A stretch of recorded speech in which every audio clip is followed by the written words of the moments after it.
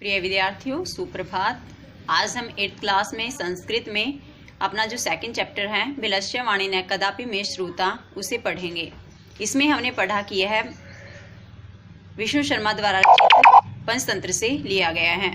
इसमें विष्णु शर्मा जी ने एक कहानी का वर्णन किया कि एक खरनखर नाम का शेर होता है और वह भूख से व्याकुल इधर उधर घूमता फिरता रहता है। शाम के समय उसने एक गुफा दिखाई दी और उसने सोचा कि अवश्य ही इस गुफा में रात के समय कोई जीव आता है, इसलिए वह शेर यह सोचकर उस गुफा में छिप जाता है। इससे आगे पढ़ते हैं कि उसके बाद फिर क्या होता है। आगे है एवं विचिंतय, ऐसा सोचकर दूरस्थ है यानी कि दूर बैठकर रवम कर्तुम आरब्ध है, आवाज करनी शुरू की।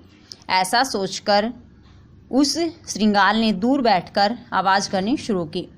आवाज करके वह बोला, भो बिल अरे बिल किम न समरसी, क्या तुम्हें याद नहीं है यत की मया मेरी तव्या सह तुम्हारे साथ समय कृतो अस्ति, समय होता है शर्त, कि मेरी तुम्हारे साथ एक शर्त लगी है।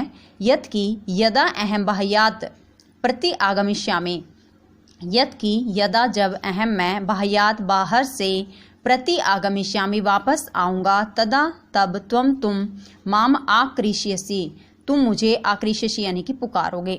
तो वह जो श्रृंगाल है दूर बैठकर आवाज़ करना शुरू कर देता, मतलब जोर जोर से बोलना शुरू कर देता है कि अरे बिल, क्या तुम्हें याद नहीं है कि मेरी तुम्हारे साथ एक शर्त लगी है कि जब भी मैं बाहर से आऊँगा तब तुम मुझे पुकारोगे। यदि तुम माम न आह्वयसी, यदि तुम माम मुझे न आह्वयसी नहीं बुलाओगे, तरही तो अहम मैं द्वितीयम बिलम यास्यामि इति, दूसरे बिल में यास्यामि चला जाऊंगा। दोबारा देखिए, एवं विचिंतय दूरस्थय रवम कर्तुम आरब्ध है, ऐसा सोचकर वह श्रृंगाल दूर बैठकर आवाज करता है, भो बिल अरे बिल किम न समरसी, क्या तुम्हें याद नहीं है यत मया तव्या सह समय कृतो अस्ति, कि मेरी तुम्हारे साथ एक शर्त लगी है। यत यदा अहम बाह्यात प्रति आगमिष्यामि, कि जब मैं बाहर से आऊँगा तदा तुम माम आकृष्यसि, तब तुम मुझे पुकारोगे। यदि तुम माम न आह्वयसि, यदि तुम मुझे नहीं बुलाओगे, तर्हि अहम द्वितीयम बिलम यास्यामि, तो मैं दूसरे बिल में चला जाऊँगा। अत एतत् श्रुत्वा, इसके बाद यह सुनकर सिंह अचिंत्यत, शेर ने सोचा, नूनम ऐसा गुहा, निश्चित रूप से यह गुफा स्वामी ने सदा सम आह्वानम करोति, सदा अपने स्वामी को आह्वान करती है यानी अपने स्वामी को बुलाती है। परंतु मद भयात, लेकिन मेरे डर से न किंचित वदति, कुछ नहीं बोल रही है।